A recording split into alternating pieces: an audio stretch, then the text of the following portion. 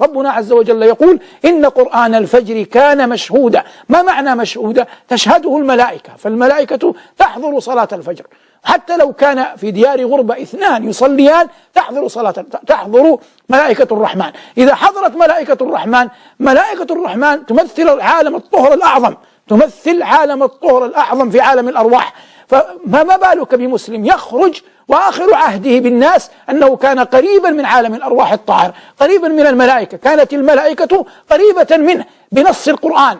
وفي الحديث يتعاقبون فيكم ملائكة بالليل والنهار، يتحدث صلى الله عليه وسلم عن صلاتي العصر والفجر. فقربك وقوفك في صلاة الفجر أعظم معين لك بعد الله عز وجل في سائر يومك. من أسباب إعانة الله عز وجل لك أن تقف في صلاة الفجر، تدنو منك ملائكة الرحمن، تبدأ النفس تتعلق بالسمو بالعلو، فتعلم بعد ذلك المطالب العظائم التي لها. أحيي يومك ما استطعت بذكر الله، فإن ذكر الله عز وجل أنس السرائر وحياة الضمائر وأقوى الذخائر. وهذا قد يكون بينك وبين نفسك، لأن غالب الحال لا يسمح بالجهر، لكن إن وجدت حين من الفرص فأكثر من قول سبحان الله والحمد لله ولا إله إلا الله والله أكبر ولا حول ولا قوة إلا بالله، وأكثر من دعاء ربنا آتنا في الدنيا حسنة وفي الآخرة حسنة وقنا عذاب النار. مما يعينك على السمو في عالم الأرواح إذا أظلم الليل لا يفوتنك أن يكون لك حظ من صلاة الليل ولو يسيرة ولو أدنى الكمال، 3 ركعات، فإن هذه ال3 ركعات تعينك في نهارك.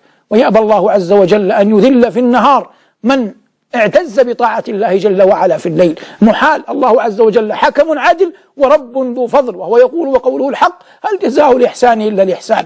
حياتنا أرواحنا وهي تخالط الناس وترى الشهوات، ترى المنكرات، ترى الكثير مما يدفع إلى معصية الله. هذه الروح حتى تجتنب ذلك، حتى لا ترى ذلك شيئا، لا بد أن تكون في ليلها قد سمت وعلت في عالم الملكوت الأعلى، تكون واقفة بين يدي الله. إذا كان الوقوف بين يدي الله في ظلمة الليل يعين على الوقوف في الآخرة، فكيف بإعانته على الوقوف أمام شهوات الدنيا، أمام شبهاتها، أمام ما تراه عيناك، أمام ما تسمعه أذناك، أمام غير ذلك من الشهوات التي لا انفكاك من حياتك منها أن تكون حولك، لا تستطيع أن تجعلها أن تعيش بدونها، أي من غير أن تراها، لأن طبيعة العمل، طبيعة الحياة، طبيعة المكان الذي أنت فيه إلا أن يكون مغرقا في الشهوات، مغرقا في الشبهات، تسمع ترى تبصر.